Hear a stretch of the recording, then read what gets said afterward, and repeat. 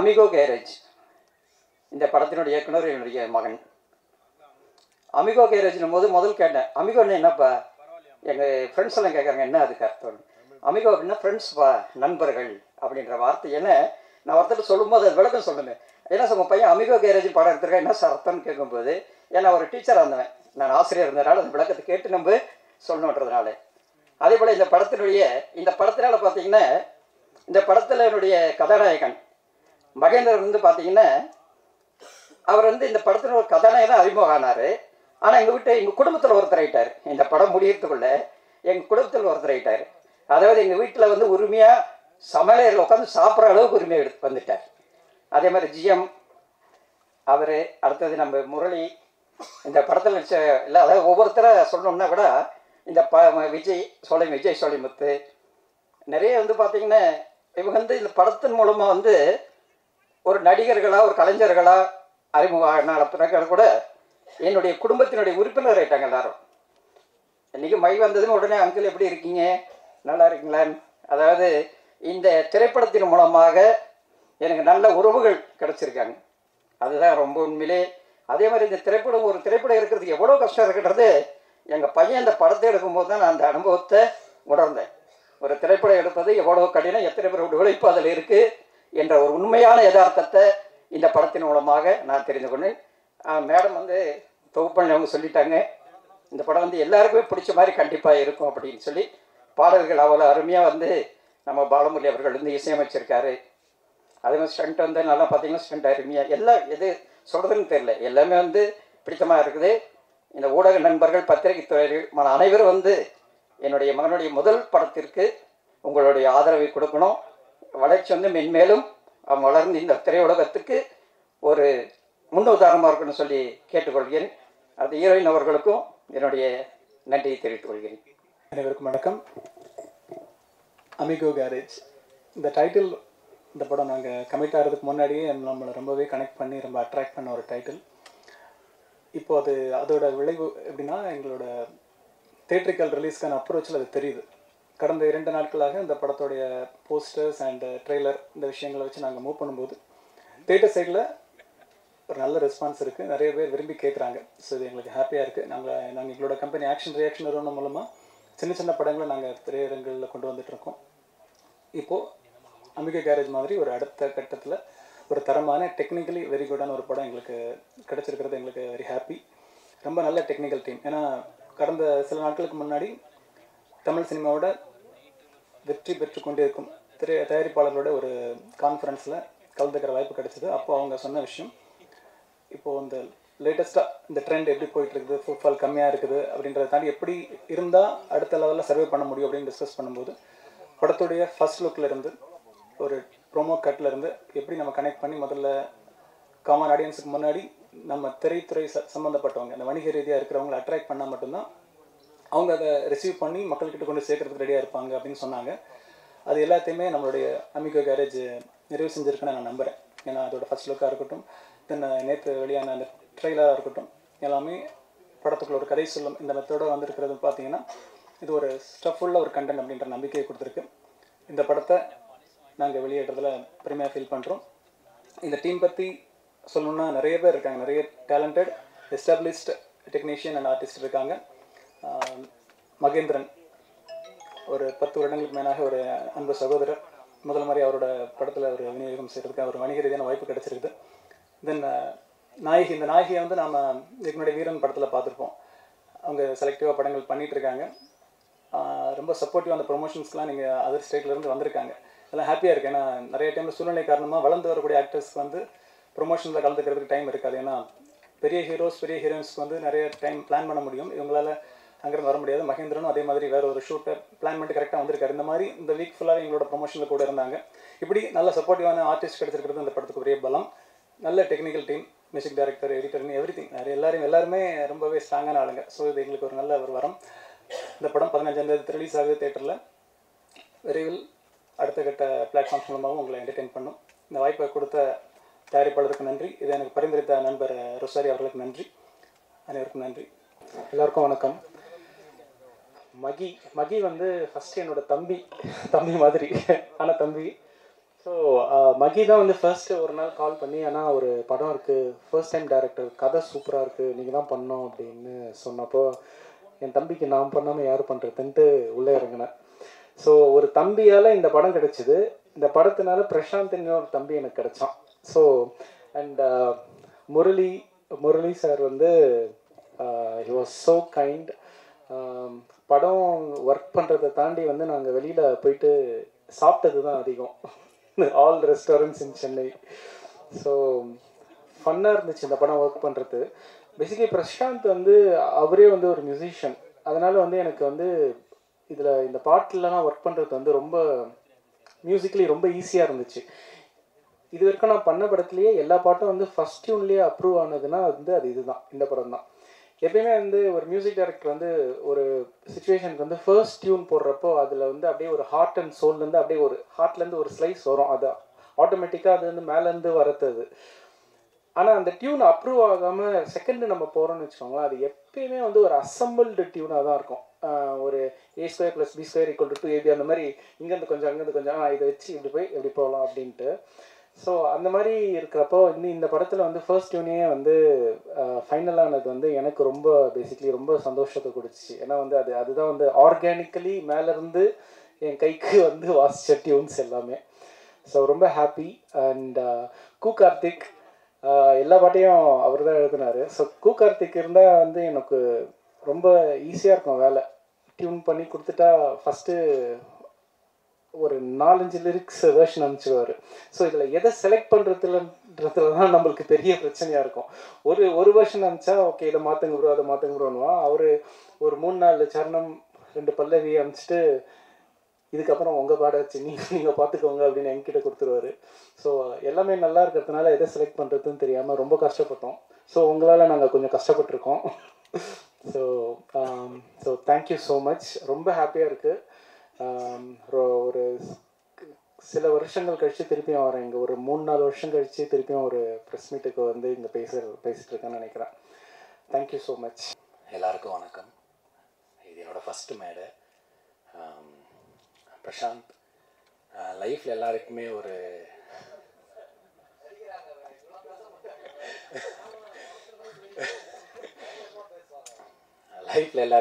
Changing மூமெண்ட்டுன்னு ஒரு விஷயம் இருக்கும். அது வந்து என் லைஃப்பில் வந்தது பிரசாந்த் தான். ஆக்சுவலாக வேறு ஒரு கெரியரில் இருந்தேன்.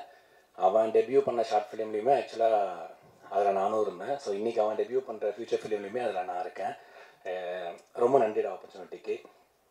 அண்ட் விஜய், ஸோ எல்லாருமே இங்கே ஃப்ரெண்ட்ஸ் ஆக்சுவலாக. ஸோ மகி, விஜய், அசோக் அண்ணா, சக்தி, ஸோ அப்பா, முரளி அண்ணா, ஜினிஷ் அண்ணா, ஸோ எல்லாருமே பார்த்தீங்கன்னா ஒரு கிட்டத்தட்ட ஒரு 8 to 9 years ஃப்ரெண்ட்ஸாக தான் இருக்கும். ஸோ இது எல்லாமே நண்பர்களாக சேர்ந்து பண்ண படம் தான். கண்டிப்பாக உங்கள் சப்போர்ட் தேவை. தேங்க்யூ. வந்திருக்கும் அனைவருக்கும் வணக்கம். எல்லாம் ஸ்டார்ட் பண்ண தெரியல. என்னோட ஃபஸ்ட் படம் நடிக்கிறதுல. இந்த படத்துக்கு நான் ஆக்சுவலாக ப்ரொடக்ஷனில் இருந்தோம். V1 மர்டர் கேஸ் ஒரு படம் பண்ணோம். ஸோ அதில் ஒர்க் பண்ண சக்தி மூலமாக தான் எனக்கு பிரசாந்த் தெரியும். தம்பி வந்து பார்த்துட்டு ஒரு திடீர்னு கூப்பிட்டாப்புல, இந்த மாதிரி நீங்கள் பண்ணுறீங்களா? நான் சொன்னேன் எனக்கு நடிக்கிறாரா, நீங்கள் வாங்க பார்த்துக்கலாம் அப்படின்னாரு. ஸோ அங்கேருந்து சப்போர்ட் பண்ணது தான் எனக்கு எல்லாருமே. அங்கே ஒரு தம்பி, நம்ம தாஸ், தசரதி, அப்புறம் டிஓபி, அப்புறம் விஜயண்ணா, அப்புறம் மை கூட நல்லா க்ளோஸ் ஆகிட்டோம். ஸோ அடுத்தது நாங்கள் ஒரு ப்ராஜெக்ட் ஒன்று பண்ணிட்டுருக்கோம். அது கூடி சீக்கிரம் வரும். அண்ட் அப்பா இல்லை, அவர் சொன்ன மாதிரி தான் எல்லாரும் ஒரு ஃபேமிலியாக இருந்தாங்க இங்கே. எல்லாருக்கும் நன்றி. அப்புறம் என்னோடய ஒய்ஃப் வந்திருக்காங்க, ஸோ அவங்களுக்கு நன்றி. என் பசங்க, தேங்க்யூ. ஊடக நண்பர்கள் அனைவருக்கும் வணக்கத்தை கேட்டுக்கொண்டு, மேடையில் இருக்கிற கலை உலக தூண்கள் இப்போ அவங்க தூண்கள் தான். அதாவது கொரோனாலாம் தளர்ந்து முடிஞ்சு போகிற நேரத்தில் ஒரு நாள் ஒரு ஃபோன் ஒன்று வந்தது. அண்ணா வணக்கண்ணா, நான் தான் மகேந்திரன் பேசுகிறேன். சொல்டா தம்பிண்ணா, ஒரு 2 நாள் ஒர்க் இருக்குண்ணா ஓசூரில், வந்து பண்ணுறீங்களாண்ணா? பண்ணுறேன். பண்ணால் அண்ணனுக்கு என்ன தருவே அப்படின்னு கேட்டேன். நல்ல சம்பளம் வாங்கி தரேண்ணா. சரின்னு மகேந்திரன் தம்பியை நம்பி அங்கே ஷூட்டிங் போனேன் ஒரு நாள். நன்றாக கவனித்தார்கள். அதாவது அவங்க எப்படின்னா அது நம்ம ஷூட்டிங் போன மாதிரியே தெரியல. எல்லோரும் வந்து அந்த நேரத்தில் வந்து பார்த்திங்கன்னா சாப்பாடுலாம் பெரிய ஹோட்டல்ஸ் அதெல்லாம் எதுவுமே கிடையாது, உடனே போய் வாங்க முடியாது.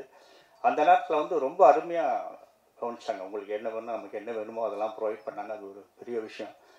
அப்புறம் ஐயா தயாரிப்பாளர் வந்து சொன்னார், அவங்க வந்து மகேந்திரன் வந்து எங்கள் வீட்டு அடுப்படிக்குள்ளேயே வந்து சமைச்சு சாப்பிடுவாருங்க. நான் 2 நாள் தான் ஒர்க் பண்ணேன், வீட்டு வாசல் வரைக்கும் தான் போக முடிஞ்சுது.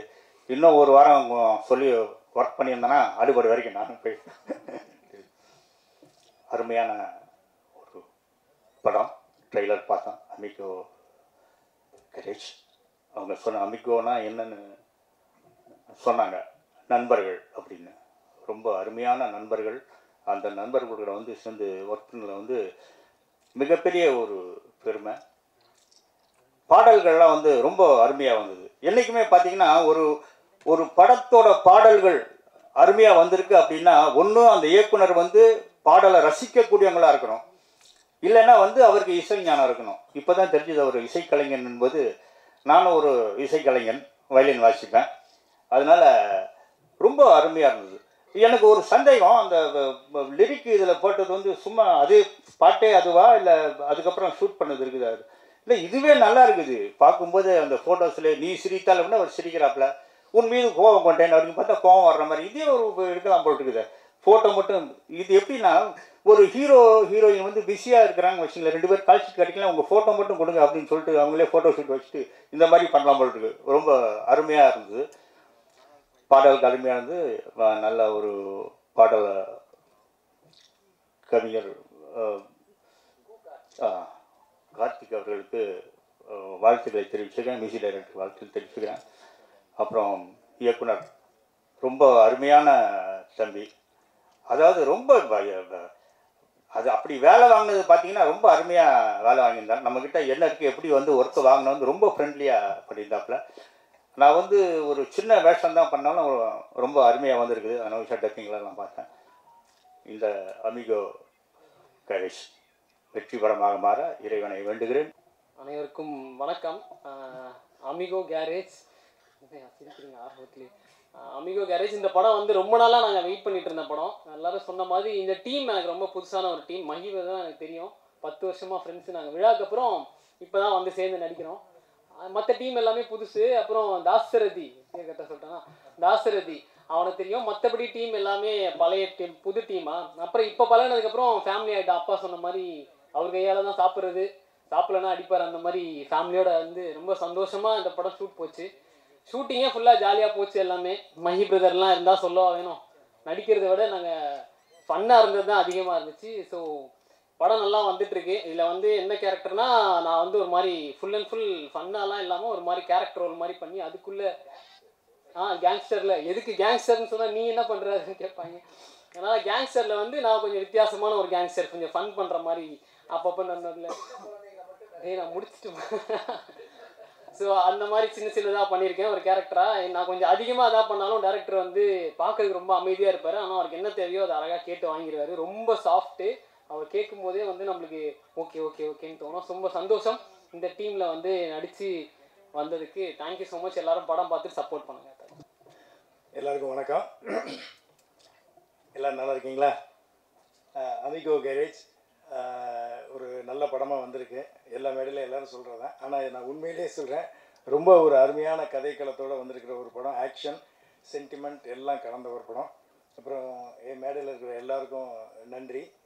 முக்கியமாக இயக்குனருக்கு, அப்புறம் எல்லா இணை துணை இயக்குனர்களுக்கு, அப்புறம் இந்த படத்துக்குள்ளே நான் வர்றதுக்கு மெயின் காரணமான அந்த தர்மா அவருக்கு நன்றி தெரிவிச்சுக்கிறேன். மாஸ்டர் மகேந்திரன் அவர் ஹீரோ மாதிரியே பழக மாட்டார், ரொம்ப ஒரு அற்புதமான நண்பர் மாதிரி பழகுவார். அவர் மாஸ்டராக அறிமுகமானார். ஆனால் இன்றைக்கி மாஸ்டர் ஆஃப் ஆர்ட்ஸ் மாதிரி ஒரு வளர்ந்து நிற்கிறாரு. ஸோ அவர் இன்றைக்கி வெறும் மாஸ்டர் மகேந்திரனுக்கு வேறு அர்த்தம் ஆயிடுச்சு இப்போது. So is master of arts Mahendran. ரொம்ப நன்றி. எப்பவும் போல் பத்திரிகை மீடியா நண்பர்கள் வந்து படத்தை நல்லா எழுதுங்க. நாங்கள் எல்லாரும் நானும் வளர்வதற்கு உங்கள் ஒத்துழைப்பை வேண்டிக்கிறேன். எல்லாருக்கும் வணக்கம். நம்ம டீமுக்கு எல்லாம் ரொம்ப சந்தோஷம் ஆயிட்டு. ஏன்னா நான் 2 இயர்ஸாக வெயிட் பண்ணிகிட்டே இருக்குது.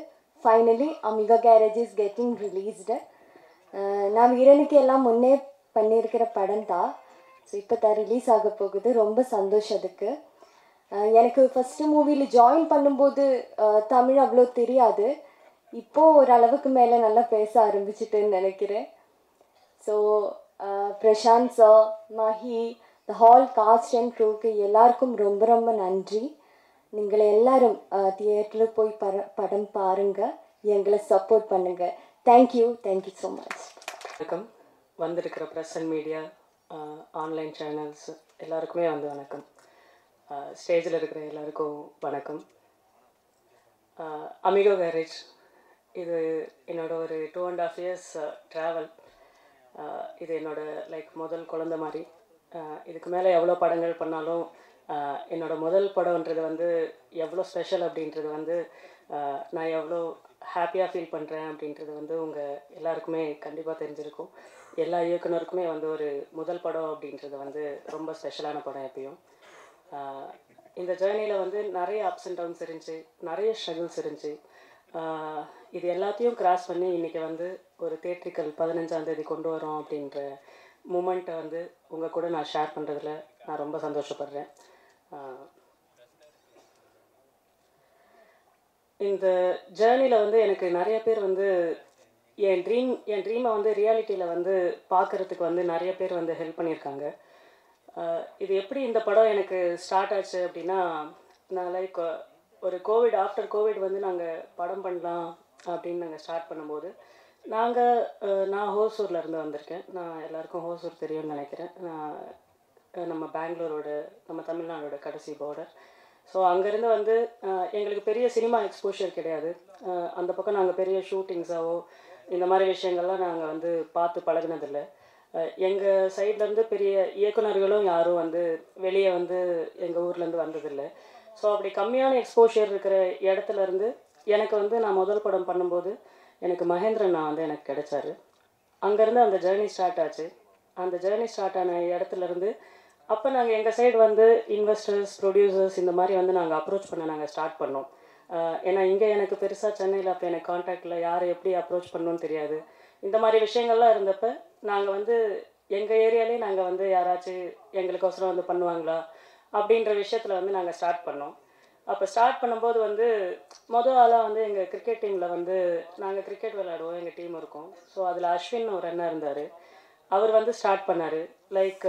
நம்ம ஒரு பட்ஜெட் நம்ம பண்ணியிருந்தோம். ஸோ இந்த பட்ஜெட் நம்ம ஒரு 10 ஃப்ரெண்ட்ஸ் சேர்ந்து செய்யலாமே அப்படின்ற மாதிரி இனிஷியேட் பண்ணார். ஸோ எனக்கு இது பாசிபிளா அப்படின்ற மாதிரியான ஒரு கொஸ்டின் இருந்தது. ஏன்னா நம்ம ஸ்டார்ட் பண்ணிடுறோம், எங்கேயாச்சும் ஒரு இடத்துல படம் ஏதாச்சும் நம்ம அதை கொண்டு போய் சேர்க்கல அப்படின்னா கூட ஒரு ஆர்டிஸ்ட்லாம் இருக்கும்போது ஸோ அது ஒரு பெரிய ரெஸ்பான்சிபிலிட்டியாக இருக்குமே, இது எப்படி நம்ம ஹேண்டில் பண்ணலாமா என்ன எது அப்படின்ற மாதிரியான ஒரு டவுட்ஃபுல்லான மூமெண்ட் இருந்தது. பட் நம்ம மஹியண்ணா கிட்ட சொல்லப்போ நம்ம பண்ணலாம் அப்படின்னு சொன்னார். பை த டைம் அங்கேருந்து ஸ்டார்ட் பண்ணதுலேருந்து எனக்கு கதிரவன் ஒரு அண்ணா, அதே மாதிரி எங்கள் வீட்டில் எங்கள் அண்ணன், அப்பா, அம்மா இருந்தாங்க. ஸோ நாங்கள் இது எல்லாமே நாங்கள் ஃபேமிலி ஃப்ரெண்ட்ஸாக நாங்கள் எல்லாருமே சேர்ந்து நாங்கள் இன்வெஸ்ட் பண்ணி இன்ன வரைக்கும் எனக்கு இந்த படம் ரிலீஸ் ஆகிற வரைக்கும் என் ஃப்ரெண்ட்ஸ் அண்ட் ஃபேமிலிஸ், எங்கள் அண்ணாக்கள் எல்லாருமே ஹெல்ப் பண்ணிகிட்ருக்காங்க. இன்றைக்கி 15ஆம் தேதி கொண்டு வர வரைக்கும் அது பின்னாடி நிறைய பேர் எனக்கு ஹெல்ப் பண்ணிட்டுருக்காங்க. ஸோ அவங்க எல்லாருக்குமே நான் நன்றி சொல்ல கடமைப்பட்டிருக்கேன். தேங்க்யூ, ரொம்ப நன்றி. அந்த ஒரு பியூட்டிஃபுல் இன்ட்ரோக்கு நான் கேட்டேன் எதுக்கு இதெல்லாம் அப்படின்னு. இல்லை நாங்கள் நிறைய ஹீரோஸ் பேசுகிறோம், உங்களுக்கு முன்னாடி எப்படி பேசாமல் இருப்போம் அப்படின்னாங்க. நான் என்றைக்குமே அவங்க ஹீரோ கிடையாது, உங்கள் வீட்டு பையன்தான். அண்டு ரொம்ப நன்றி, உங்கள் எல்லாருக்கும் ரொம்ப தேங்க்ஸ். நான் சாங் டெலிகாஸ்ட் ஆகும்போது நான் கேட்டேன் பிரசாந்த் கிட்ட, பிரசாந்த் நம்ம ப்ரெஸ் எல்லாருமே வந்திருக்காங்க, எவ்வளோ நேரம் இருப்பாங்கன்னு தெரியாது, அவங்களுக்கெல்லாம் ஓகேவா, டைமாக ஓகேவான்னு நான் கேட்டேன். அப்போ அவங்க சொன்னான், இல்லைனா அவங்க தான் சொன்னாங்க, பரவாயில்லப்பா நீ போடுப்பா, நாங்கள் எல்லாத்தையும் பார்க்குறோன்னு சொன்னாங்க. அந்த ஒரு பொறுமைக்கு உங்கள் எல்லாருக்கும் ரொம்ப ரொம்ப நன்றி. Thank you so much. Thank you. And இங்கே இருக்கிறவங்க எல்லாருமே இந்த 30 வருஷத்தில் நான் சினிமாவில் என்ன பார்த்து கற்றுக்கிட்டனோ, நான் என்ன பார்த்து வளர்ந்தனோ, என்னோடய ஜேர்னியில் நீங்கள் எல்லாருமே இருக்கீங்க. நீங்கள் யாரும் எனக்கு புதுசு கிடையவே கிடையாது. எனக்கு ஒன்றுமே இல்லாதப்போயும் எனக்காக நீங்கள் எல்லாருமே இருந்திருக்கீங்க. இன்றைக்கி நான் ஏதோ ஒன்று பண்ணும்போதும் நீங்கள் எல்லாருமே எனக்காக இருந்திருக்கீங்க. Thank you for that. இந்த பசங்க இந்த ஸ்டேஜ் ரொம்ப டிஃப்ரெண்ட். ஏன்னா கோவிட் டைமில் பிஃபோர் மாஸ்டர் எனக்கு என்ன படம் வரும்னு எனக்கு தெரியாது. கோவிட்னு ஒன்று டக்குன்னு வந்துருச்சு. நான் ரொம்ப பயந்துட்டேன். ஐயோ இதுக்கப்புறம் எப்படி நம்ம சினிமா தான் எல்லாமே நம்மளுக்கு தேட்டரே இல்லைன்னு சொல்கிறாங்க, திருப்பி ஆடியன்ஸ் வருவாங்களா இல்லையான்னு சொல்கிறாங்க, என்ன பண்ணுறதுன்னு சொல்லிட்டு ரொம்ப ஒரு மாதிரி உடஞ்சிட்டேன். அது யாருக்குமே தெரியாது. பயந்துட்டு சினிமா தான் எனக்கு இல்லை. ஒரு கால் ஒரு பையன், ஆனால் நான் ஒரு டாக்குமெண்ட்ரி பண்ணலாம். ஓகே சூப்பர் அண்ணா, எனக்கு ஒரு 10 நாள் உங்களுக்கு வேணும் அப்படின்னு கதை கேட்டேன். சூப்பராக பண்ணேன். அப்புறம் அவன் எடுத்த இதுக்கு முன்னாடி எடுத்த அந்த சின்ன ஒரு பைலட் ஒன்று அனுப்பிச்சான். ரொம்ப நல்லா இருந்துச்சு. 2 லைட்ஸ் தான். ஒரு க்ரைம் த்ரில்லர். அதுக்கப்புறம் திருப்பி டாக்குமெண்ட்ரின்றான். நான் சொல்கிறேன், டே உனக்கு என்னடா பிரச்சனை, ஏன் திருப்பி நீ டாக்குமெண்ட்ரிக்கு பாரு, தேட்டருக்கு வாடா, தேட்டரே இல்லைன்றாங்க, பயமாக இருக்குது. பெரிய படம்லாம் ஓடிடின்றாங்க, பயமாக இருக்குடா, நம்மளும் அது தேட்டருக்கு பண்ணலாம், வா, எனக்கு சம்பளமே வேணாம், நான் பண்ணுறேன், நான் நடிக்கணும், ஆடியன்ஸ் என்டர்டெயின் பண்ணணும், வா தேட்டருக்கு போகலாம் நான் சொன்னேன். ஓகேன்னு சொன்னேன். நான் செம்ம ஹாப்பி. என்னடா டக்குன்னு ஓகேன்னு சொல்லிட்டேன். ஓகே அப்படின்னு பார்த்தா அப்புறம் போகிறான். அவங்க அப்பா ஹெல்ப் பண்ணுறாங்க, அவங்க அண்ணன் ஹெல்ப் பண்ணுறாங்க, அவங்க ஃப்ரெண்ட்ஸ் ஹெல்ப் பண்ணுறாங்க. ஒரு சினிமாவை காப்பாற்றுறதுக்கு சினிமாவில் இருக்கிறவங்க சினிமா எடுக்கல, யாரோ ஒரு கிரிக்கெட் டீமில் இருக்கிறவங்களுக்கு இந்த படம் ஆரம்பிக்கிறது ஹெல்ப் பண்ணியிருக்காங்க. That is the power of cinema. அதுக்கப்புறம் வரான், எடுக்கிறான். அப்புறம் ஆஸ் யூஷுவல் தேட்டருக்கு வர்றதுக்கு நம்மளுக்கு ரொம்ப கஷ்டமாக இருக்கும்ல. சின்ன படம், நம்மளுக்கு ப்ரொமோஷன்ஸ் இஷ்யூஸ் இருக்குது. அப்புறம் என்னால் என்னென்ன முடியுமோ எனக்கு பிடிச்ச என்னுடைய டெக்னீஷியன்ஸ், இவங்க நல்லா பண்ணுவாங்கன்னு நினச்சி என்னுடைய டெக்னீஷியன்ஸ், என்னுடைய ஃபைட் மாஸ்டராக இருக்கட்டும், என்னுடைய மியூசிக் டைரக்டராக இருக்கட்டும், இந்த சிரிகானாக இருக்கட்டும், இந்த கோபாலாக இருக்கட்டும், என்னால் என்னென்னலாம் ஒரு படத்தை தூக்கிட்டு வர முடியுமோ. ஏன் அப்படின்னா என் படத்தை நான் தானே காப்பாற்றணும், வேறு யார் வந்து காப்பாற்ற நான் வெயிட் பண்ணிகிட்டே இருப்பேன், அது பண்ண முடியாது என்னால். அவங்க அப்பா இன்வெஸ்ட் பண்ணியிருக்காரு.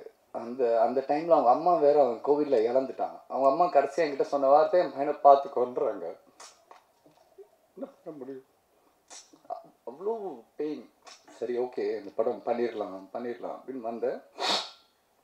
ஆஃப்டர் 3 years இன்றைக்கி இந்த படம் தேட்டருக்கு வருது. நான் உங்ககிட்டலாம் ஒன்று தான் கேட்டுக்கிறேன். நாங்கள் பெரிய படம் பண்ணியிருக்கோம், சின்ன படம் பண்ணியிருக்கோன்றதை நீங்களும் பார்க்காதீங்க. நாங்கள் உங்களுக்காக படம் பண்ணியிருக்கோம்.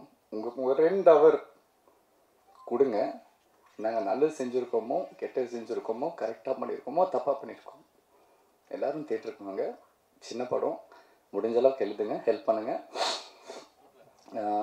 இந்த ஸ்டேஜில் இருக்கிறவங்க எல்லாருமே எனக்கு ரொம்ப பிடிக்கும். யாருமே காசு எதிர்பார்த்து காசு கொடு நான் வரேன்னு சொல்லி யாருமே வரல. அதனால தான் இந்த படம் இன்றைக்கி ஸ்டேஜ் வரைக்கும் வந்து March 15th தேட்டருக்கு வருது. இங்கே காசு இங்கே யாருக்குமே முக்கியம் இல்லை. எங்களுக்கு எங்கள் ஒர்க் தான் முக்கியம், எங்கள் படம் தான் முக்கியம். எல்லாருக்கும் ரொம்ப நன்றி. நான் ஐ கான் சே, என்னால் எல்லாருடைய பேரும் சொல்ல முடியல, I am sorry. And action reaction ஜெனிஸ்ண்ணா, தேங்க்யூண்ணா, தேங்க்யூ. ஒரு பிரச்சனை இருக்குது, மகேந்திரனுக்கு ஒரு பிரச்சனை இருந்துக்கிட்டே இருக்குது. மகேந்திரனா ஓகே எப்படிப்பா அந்த பையன் ப்ரீவியஸ் ரெக்கார்ட் வந்துட்டு கொஞ்சம் பேடாக இருக்கு எப்படி அப்படின்ட்டு. அது அது அது எப்படி உடைக்கிறதுனே எனக்கு தெரியல. நானும் வந்துட்டு I am trying my level best. நானும் வந்துட்டு மாஸ்டரில் வந்துட்டு லொக்கேஷனாக எனக்கு ஒரு 10 நிமிஷம் கொடுத்தாரு, ஒன்று பண்ண முடிஞ்சது என்னால். திருப்பியும் லேபிளில் வந்துட்டு அருணா வந்துட்டு அருண் ராஜா காமராஜ்னா ஒரு 10 எபிசோடு குடித்தார், என்னால் பண்ண முடிஞ்சது. இன்றைக்கி பிரசாந்த் எனக்கு ஒரு படம் கொடுக்குறான், எனக்கு வேறு ஒரு டைரக்டர் ஒரு படம் கொடுக்குறாங்க. I am trying my level best. நீங்கள் என்ன தயவு செஞ்சு நான் நடிச்சிருக்கேன் அப்படின்னா நீங்கள் என்ன பார்க்காதீங்க. அதுக்கு பின்னாடி நிறைய உழைச்சிருக்காங்க, நிறைய மியூசிக் இருக்குது, நிறைய கேமராலாம் இருக்குது, அதெல்லாம் கொஞ்சம் பாருங்கள். ஒரே ஒரு விஷயம் தான் உங்கள்கிட்ட கேட்டுக்கிறேன். சினிமா நல்லா இருக்கணும்னா நீங்கள் எல்லாருமே தேட்டருக்கு வரணும். நீங்கள் எல்லோரும் தேட்டருக்கு வந்தால் மட்டும்தான் சினிமா ஜெயிக்கும். இன்றைக்கி ஏன் ஒரு மலையாள படம் நம்ம தமிழ்நாட்டில் ஜெயிக்குதுன்னா அந்த படம் நல்லா இருக்குன்னு தெரிஞ்சோன்னே எல்லாரும் தேட்டருக்கு போகிறாங்க. நல்லா இருக்குன்னு தெரிஞ்சதுக்கப்புறம் எங்களுக்கு அந்த வாய்ப்பெலாம் கிடையாது. நாங்கள் 15ஆம் தேதி வரோம், ஒரு ஃப்ரைடே சாட்டர்டே சண்டே, அவ்வளோதான். அதில் என்ன ஷோ கிடைக்குதோ அதுதான் எங்களுக்கு திருப்பி நெக்ஸ்ட் வீக் எங்களால் போக முடியும். ஸோ எல்லோரும் தேட்டருக்கு வாங்க, இந்த படம் பாருங்கள். ரொம்ப நன்றி உங்களுடைய டைமுக்கு. Thank you so much for every thing. Thank you. என்னுடைய எல்லா படங்களும் சதீஷ்னா தான் எனக்கு பிஆர்ஓ பண்ணிக்கிட்டே இருக்கார். எனக்கு தெரியாது உங்கள் எத்தனை பேரை வந்துட்டு அவர் எப்படி பார்த்துக்கிறாருன்னு எனக்கு தெரியல. ஆனால் என்னுடைய நிறைய படங்களுக்கு நான் ரொம்ப கம்மி பேமெண்ட் தான் நான் கொடுப்பேன். ஆனால் ப்ரெஸ்ஸை கூப்பிடுங்கன்னு சொல்லுவேன், உடனே கூப்பிடுவார். நீங்களும் எப்படி எனக்காக வந்துக்கிட்டே இருக்கீங்கன்னு எனக்கு தெரியல. என்னால் என்ன உங்களுக்கு பண்ண முடியுதுன்னு எனக்கு தெரியல. ஆனால் ஒன்றே ஒன்று சொல்கிறேன், சினிமாவில் நான் ஒரு இடத்துக்கு வரும்போது ஏன் சினிமாவில் இருக்கிறவங்களை எப்படி பார்த்துக்கணும் எனக்கு நல்லா தெரியும். அன்றைக்கி நான் அவங்கள பார்த்துக்கேன். அமிகோ கேரேஜ் ஆக்சுவலாக தமிழ் படங்களுக்கு ஆங்கில டைட்டில் வைக்கிறதுக்கு ஒரு சாரார் குறை சொல்லிட்டு இருக்காங்க. நீங்கள் ஸ்பானிஷையும் கலந்து வச்சுருக்கீங்க, ஸ்பானிஷையும் சொன்னீங்க. ஏன் அது அமிகோ கேரேஜுங்கிறது புழக்கத்தில் இருக்குது, ஏதாவது ஃப்ரெண்ட்ஸ்ன்னு சொன்னீங்க அமிகோ, அது அப்படியே தமிழ்லேயே வச்சுருக்கலாமே? இல்லை, நான் என்னென்னா நான் சொன்னலைண்ணா, அந்த ஜிஎம் சுந்தர் சார் ஒரு கேரக்டர் பண்ணியிருக்காருன்னு சொன்னலைண்ணா. ஸோ அவருக்கு வந்து ஒரு ஸ்பானிஷ் கனெக்ட் இருக்கணும். என்ன அப்படின்னா ஒரு சின்ன ஒரு ஃப்ளாஷ்பேக் இருக்கும் அவருக்கு. அவரோட சின்ன வயசில் ஒரு சின்ன ஃப்ளாஷ்பேக் இருக்கும். அந்த ஃப்ளாஷ்பேக்கில் வந்து ஒரு ஸ்பெயின்லேருந்து ஒரு பொண்ணு மேலே வந்து ஒரு லவ், சின்னதாக ஒரு லவ் இருக்கும். ஸோ அந்த லவ் வந்து இவர் ஒன் சைட் லவ்வாக இருக்கும். ஸோ இவர் லாங்குவேஜ் புரியாதனால இவருக்கு அவங்க என்ன கன்வே பண்ணாங்க என்ன ஏதுன்றதே வந்து அந்த பொண்ணு சொன்ன மேட்ரு வரைக்கும் தெரிஞ்சிருக்காது. அது கடைசி வரைக்கும் ஒன் சைட் லவ்வாக இருந்திருக்கும். அவங்களோட ஞாபகார்த்தமாக அவங்க விட்டு போனதுலேருந்து சின்ன வயசுலேருந்து அவங்க ஸ்பானிஷ் சாங்ஸு, ஸ்பானிஷில் என்னென்ன இருக்கோ அதை வந்து அவங்க ஞாபகார்த்தமாக அவங்க வந்து அவர் வந்து இது பண்ண ஆரம்பித்தார். ஸோ அந்த கேரேஜில் நடக்கிறதுனால சரி அவருக்கு அந்த ஃப்ரெண்ட்ஸ் கேரேஜ்னு வைக்கிறதுக்கு பதிலாக அந்த ஸ்பெயினில் வந்து ஸ்பானிஷில் என்ன சொல்லுவாங்களோ ஃப்ரெண்ட்ஸுக்கு, ஸோ அதுக்கு வந்து அமிகோ அப்படின்னு வச்சா வந்து அமிகோ கேரேஜ் நல்லாயிருக்கும் அப்படின்னு சொல்லி அந்த கேரேஜோட பேர் தான் நம்ம படத்துக்கு வச்சோம். கதைக்காலம் என்ன ஒரு ஓசூர்ண்ணா? ஓசூர் தான். பாண்டிச்சேரியா இருந்தால் ஃப்ரெஞ்சு சொல்லலாம். ஓசூரில் ஸ்பானிஷ் பொண்ணுங்க நிறைய இருக்காங்களோ? இல்லைங்கண்ணா, இது அவரோட வந்து முன்னாடியான விஷயங்கள் தானே. அவரே வந்து இன்னைக்கு ஒரு 54 வயசு 55 வயசு அந்த மாதிரி தான் போர்ட்ரே ஆவாங்க. அவரோட ஒரு 10 வயசு 12 வயசு ஜேர்னி மாதிரி நாங்கள் காட்டுவோம். அப்போ வந்து நம்ம கிறிஸ்டியானிட்டிஸில் வந்து நம்ம அந்த சர்ச் அதெல்லாம் நம்ம வந்து இது பண்ணுறதுக்கோசரம் நிறைய வந்து இந்த ஃபாரின் கண்ட்ரீஸ்லாம் வந்து எல்லாம் அந்த இதுக்கெல்லாம் வருவாங்க இல்லைன்னா. ஸோ அந்த மாதிரி வந்த ஒரு பொண்ணு, வேற ஒன்றும் இல்லை. நாமெல்லாம் பிறக்கிறதுக்கு முன்னாடியே அவங்க கிளம்பிட்டாங்க.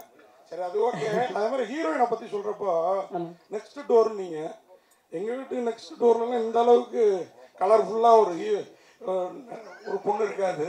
உங்கள் வீட்டு ஓசூர் பக்கம் பெங்களூர் பக்கங்கிறதுனால ஒருவேளை இவ்வளோ கலராக பொண்ணுங்க இருக்காங்களோ? இல்லைண்ணா, இங்கே வந்து இங்கே இப்படி கொஞ்சம் ஃபங்க்ஷன்னால கொஞ்சம் இப்படி வந்திருக்காங்க. பட் ஆனால் அங்கே வந்து நம்ம படத்தில் வந்து மேக்கப்ஸ் வந்து ரொம்ப யூஸ் பண்ணாமல் அவங்க பார்க்க வந்து கொஞ்சம் நம்ம இதில் பார்க்கும்போது கொஞ்சம் படத்தில் வந்து ரொம்ப ஷட்டில்டாக தான் இருக்கும்னா, படத்தில் பார்க்கும்போது உங்களுக்கு கண்டிப்பாக நான் சொன்னது வந்து கனெக்ட் ஆகும்ண்ணா.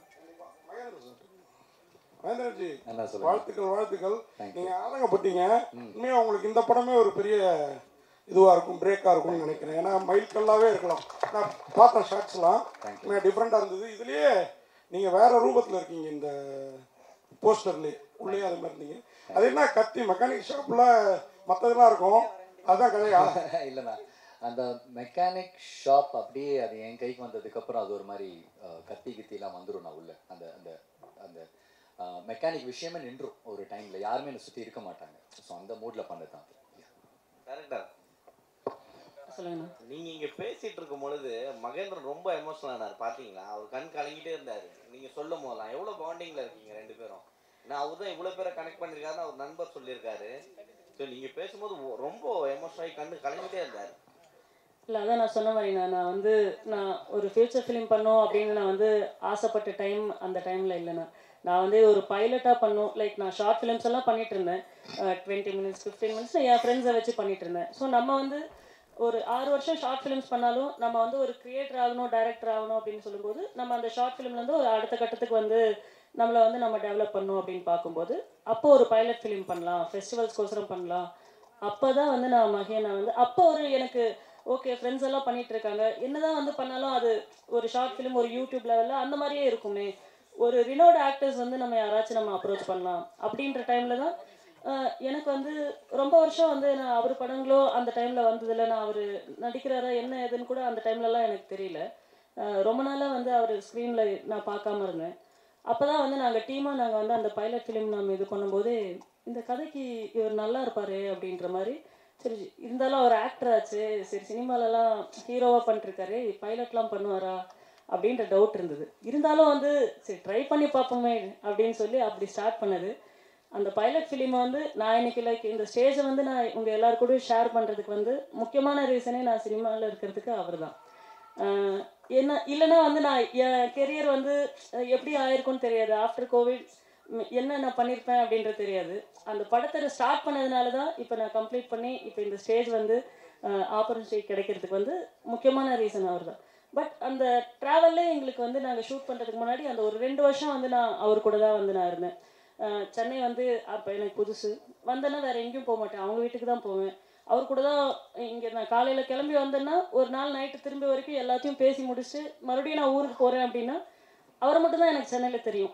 ஸோ வேறு யாருமே தெரியாது. அதனால அந்த ஒரு அன்இன்ஃபெக்ஷன் லவ் மாதிரி தான் அது.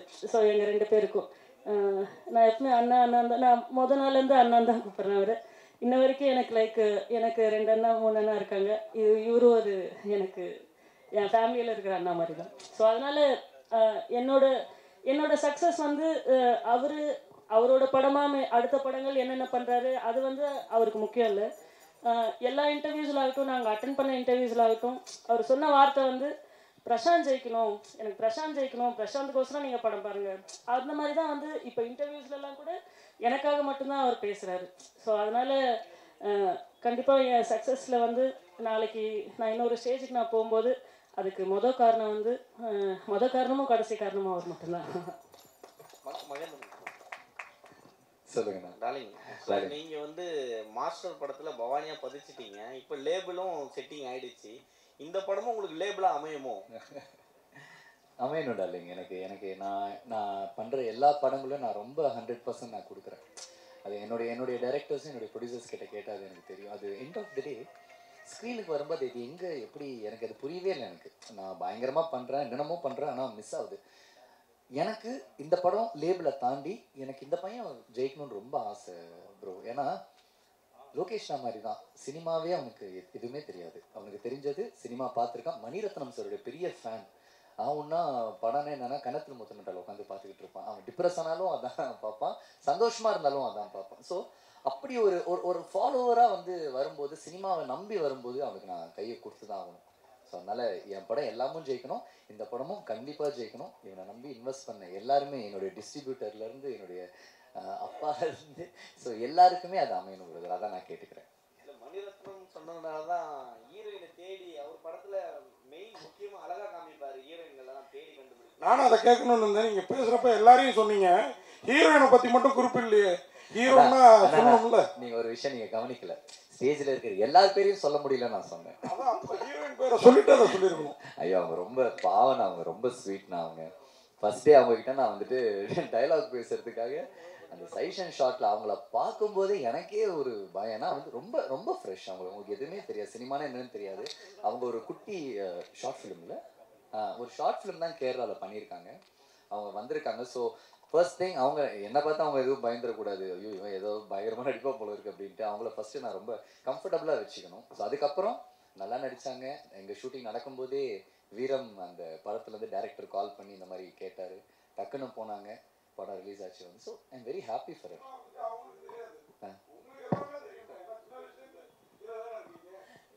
எனக்கு தெரியும்னா, பட் இருந்தாலுமே எனக்கு தெரியுன்றது அவங்களுக்கு தெரிஞ்சுன்னா அவங்க கொஞ்சம் பயந்துருவாங்க. ஸோ அதனால எதுவுமே தெரியாத மாதிரி டேரக்டர் உங்களுக்கு ஒரு கொஸ்டின். நான் இங்கே இருக்கேன். ஹாய் நான் சொல்லுங்க. இப்போ என்னன்னா, இப்போ வந்து உங்கள் படத்தில் வந்து ஒரு விஷயம் கேள்விப்பட்டேன், ட்ரக்ஸ் வச்சுருக்கேன்ட்டு. இப்போ வந்து தமிழ் சினிமாவிலையும் சரி அரசியலையும் சரி ட்ரக்ஸை பற்றி நிறைய பேச ஆரம்பிச்சிட்டாங்க. அதனால தான் இந்த 15 அன்னைக்கு ரிலீஸ் பண்ண போகிறீங்களா இந்த படத்தை? அன்னைக்கு ஏதாச்சும் டே வேணும்? இதுக்கு தான் மறைஞ்சு கேள்வி கேட்டீங்களா? இல்லைண்ணா 15 அன்னைக்கு ஏதாவது டேவா? இப்போ பேசும் பொருளாக இருக்கிறது வந்து ட்ரக்ஸ் தான். ஆமாம் சரிங்களா? படத்தில் வந்து முக்கிய இதில் வருது அது.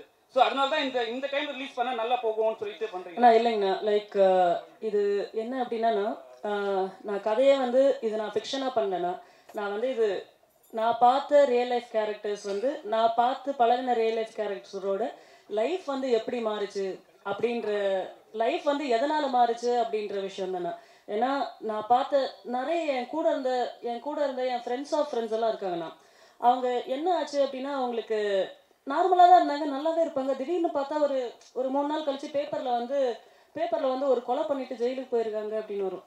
அது ரொம்ப ஷாக்காக இருக்கும். என்னடா 2 நாளைக்கு முன்னாடி பார்த்தோமே, இங்கே தானே எல்லாம் கிரவுண்டில் விளையாடிட்டு இருந்தாங்க செஞ்சாங்க, எப்படி நார்மலாக இருந்தாங்க, எப்படி இவ்வளோ தைரியம் வருது அப்படின்ற ஃபேக்டருக்குள்ளே நம்ம உள்ளே போகும்போது தான் லைக் இது தெரில. நான் ஒரு நார்மலாக வந்து ஒரு ஆத்திரத்தில் ஒரு விஷயங்கள் பண்ணுறது வேறு. நிறைய கொலைகளுக்கு பின்னாடி நீங்கள் வந்து பார்த்தீங்கன்னா அந்த கொலை பண்ணுறவங்களுக்கு வந்து நிறைய தைரியம் இருந்தது இல்லைண்ணா. நம்ம கொலை பண்ணும்போது வந்து தைரியம் இருக்காதுண்ணா. அந்த தைரியத்தை வந்து கொடுக்கறது வந்து இந்த போதை தான் வந்து அவங்கள தைரியம் கொடுக்குதுண்ணா. அவங்களுக்கு அந்த போதையில் மட்டும்தான் அவங்களால வந்து ஒருத்தரை போய் நம்ம பிளான் பண்ணி கொலை பண்ணணும் அப்படின்னா அவங்க அந்த நார்மல் ஸ்டேட்டில் வந்து அந்த தைரியமும் வரதில்லை. அந்த ஸ்டேட்டில் வந்து அவங்களால எந்த டிசிஷன்ஸும் வந்து ப்ராப்பராக எடுக்க முடியறதில்லைண்ணா.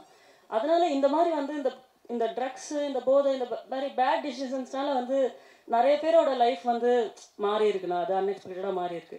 அதனால தானே இது கண்டிப்பாக இதில் நம்ம காட்டுமே தவிர அதனால என்ன பாதிப்புன்னு தான் நம்ம அதனால ஒருத்தனோட லைஃப் எவ்வளோ வந்து நார்மலாக இருந்த ஒரு லைஃப் வந்து அன்எக்ஸ்பெக்டடாக வந்து இந்த சமுதாயத்தில் வந்து ஃபேஸ் பண்ண முடியாத அளவுக்கு போதோ அதை வந்து நம்ம மெயினாக ஃபோக்கஸ் பண்ணியிருக்கோம். நான் மகேந்திரஜி, உங்களுக்கு இப்போ நீங்கள் ஹீரோ பண்ணியிருக்கீங்க, சோஷியல் மீடியாவில் கேள்விப்பட்டோம். இப்போ நீங்கள் டேரக்ட் வேறு பண்ண போகிறீங்க சரிங்களா? இப்போ வந்து உங்களுக்கு வந்து ஹீரோ நடிக்கிறது பிடிக்குமா, டேரக்ட் பண்ணுறது பிடிக்குமா? எனக்கு ரெண்டுமே ரொம்ப பிடிக்கும் தான். சரி, இப்போ எது வந்து பெஸ்ட்டாக நினைக்கிறீங்க? ஆனால் நான் ஹீரோ பண்ணும்போது எனக்கு சில ரெஸ்ட்ரிக்ஷன்ஸ் இருக்குது.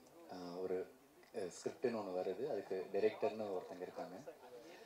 அதை தாண்டி என்னால் வந்துட்டு அங்கே எதுவுமே பண்ண முடியாது. அவரை இம்ப்ரெஸ் பண்ணுறதுக்கு தான் நான் ஒர்க் பண்ணேன். பட் டைரெக்ஷனில் என்ன நடக்குது அப்படின்னா ரொம்ப கொஞ்ச நாளாக நான் நிறைய பேர்கிட்ட நான் பழகிட்டு இருக்கேன், நிறைய யங்ஸ்டர்ஸ் கிட்ட பழகிட்டு இருக்கேன், நிறைய இன்ட்ராக்ஷன்ஸ் எனக்கு இருக்குது. ஏன்னா அவங்க தான் தேட்டருக்கு வர்றவங்க, நிறைய வாட்ச் பண்ணுறாங்க. அவங்கக்கிட்ட பேசும்போது வந்துட்டு அவங்களுக்கு என்கிட்ட பேசும்போது தெரியுது அவங்களுக்கு என்னை எப்படி பார்க்கணுன்னு நினைக்கிறாங்கன்னு எனக்கு தெரியுது. ஸோ நான் டைரெக்ஷனுக்கு வரும்போது மேபி எனக்கு அந்த பவுண்ட்ரிஸ் எதுவுமே இருக்காது. அவங்க என்ன நினைக்கிறாங்களோ எனக்கு காட்டுறதுக்கான நிறைய ஒரு ஸ்பேஸ் இருக்குன்னு நினைக்கிறாங்க. அதுக்கு தான் நான் டைரெக்ஷனுக்கு வரேனே தவிர நான் ஒரு டைரக்டர் ஆகணுன்றதுலாம் என்னோட இது கிடையவே கிடையாது. செகண்ட் கொஸ்டின், ஒரு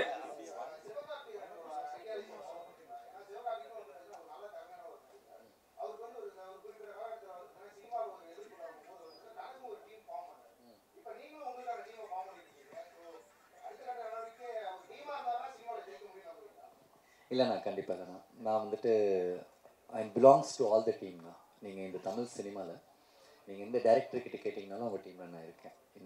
இன்னைக்கு நம்ம தமிழ் சினிமாவில் பெருசாக ஒரு ஒன் ஆஃப் த பிக்கஸ்ட் மூவியாக நான் வந்துட்டு இருக்கிற கோட்டோட வெங்கட் பிரபு டீம்லேயும் நான் இருக்கேன். அவங்க கூடயும் நான் பழகியிருக்கேன், அவங்க கூடயும் நான் பேசியிருக்கேன். எனக்கு டீம்லாம் எதுவுமே கிடையாது. நான் எந்த டீமுக்கு போகிறனோ என் டீமுக்கு என்ன உழைக்க முடியுமோ அதை தான் நான் பார்க்குறேன். லைக் தோனி மாதிரின்னு வச்சுக்கோங்களேன். ஒரு தோனி வந்துட்டு எப்படி ஒரு இந்தியன் டீமுக்கு அவர் ஆடும்போது எப்படி ஒரு கேப்டனாக அந்த டீமோட ஒரு விளாட்னாரோ, எப்படி சிஎஸ்கேக்கு வந்ததுக்கப்புறம் திருப்பி கேப்டன் இந்த சிஎஸ்கே தூக்கினாரோ. So that is how I think. நீங்கள் வந்து ஒரு படம் பண்ணும்போது நீங்கள் கேப்டனாக இருக்கக்கூடாது, இருக்கிறவங்களெல்லாம் கேப்டனாக வச்சு நீங்களும் விளாண்டிங்கன்னா கேம் நல்லாயிருக்கும். அவ்வளோதானா. I'm not belongs to any team. எப்பவுமே மகேந்திரனை கேட்டால் விஜயன்னுவார். விஜயனா கூட வந்து நீங்கள் மாஸ்டரில் பண்ணியிருக்கீங்க. இப்போ வந்து அவர் அரசியல் வந்திருக்காரு. சரி, நேற்று தான் வந்து ஒரு ஆப் ரிலீஸ் பண்ணார். சரி, அந்த ஆப்பில் வந்து போயிட்டு எல்லாம் வந்து மெம்பர்ஷிப் ஆகணும்னு சொல்லிட்டாங்க. நீங்கள் ஆனீங்களா? ஒருவேளை விஜய் சார் வந்து எலெக்ஷன் நீங்கள் ஓட்டு போடுவீங்களா? கண்டிப்பாக அவருக்கு நான் ஓட்டு போடுவேண்ணா. மெம்பர்ஷிப் ஆகிட்டீங்களா? இல்லைண்ணா, நான் வந்து ஒரு ஓட்டராக இருக்கணுன்றது தானே என்னுடைய. ஏன்னா நானே வந்துட்டு நம்ம ரீசன்ட் ப்ரெஸ் மீட்டில் வந்துட்டு நானே சொன்னேன் இந்த மாதிரி எல்லாருக்கும் சான்ஸ் கொடுங்க அப்படின்ட்டு. நான் அந்த இடத்துல எல்லாருக்கும் சான்ஸ் கொடுங்கன்னு கேட்ட இடத்துல நான் ஒருத்தரை சார்ந்து அவருடைய கட்சியில் வந்து இணையணும் அப்படின்றது வந்துட்டு அது எனக்கு தெரிஞ்சு கரெக்டாக இருக்காது. ஏன்னா வந்துட்டு அன்றைக்கி நான் பேசும்போது அது நான் விஜயனாக்கு மட்டும் நான் பேசலை. அந்த ஃபங்க்ஷனில் எனக்காக வந்துட்டு போனேன், சீமான் சாருக்காகவும் நான் பேசினேன். அண்ட் வந்து இதுக்கு முன்னாடி வந்து நான் ரொம்ப கிரேட் லீடராக பார்க்குற அன்புமணி ராமதாஸ் சாருக்காகவும் நான் பேசினேன். அண்ட் கமல் சாருக்காகவும் நான் பேசினேன். நாளைக்கு உதயனா வந்து நிற்கும்போது அவருக்காகவும் நான் பேசுவேன். எனக்கு என்ன ஒன்றுனா எல்லாருக்குமே டிஃப்ரெண்ட் ஐடியாலஜிஸ் இருக்குது. எல்லாருக்குமே நம்ம நாட்டை நல்லா பார்த்துக்கணும், நல்லா திருத்தணுன்ற ஐடியாலஜி இருக்குது. அதுக்கு நீங்கள் ஹெல்ப் பண்ணுங்கள், அதுக்கு நீங்கள் சப்போர்ட் பண்ணுங்க தான் நான் கேட்குறேனே தவிர எந்த கட்சி எந்த ஹீரோ எதுவுமே கிடையாதுண்ணா. என் வீடு நல்லா இருக்கணும்னா என் நாடு நல்லா இருக்கணும், அவ்வளோதான். நான் எனக்கு கண்டிப்பாக நான் போடுவேன். நான் அண்ணனுக்கு ஏன்னா போடுங்க என்ன சான்ஸ் கொடுங்கன்னு சொல்லிட்டு நான் போடாமல் இருப்பேன்னா நான் கண்டிப்பாக போடுவேன். நான் கமல் சாருக்கும் போட்டிருக்கேன், விஜயகாந்த் சாருக்கும் போட்டிருக்கேன். நான் அதே மாதிரி வந்து விஜயனாவுக்கும் நான் போடுவேன். விஜய்க்கு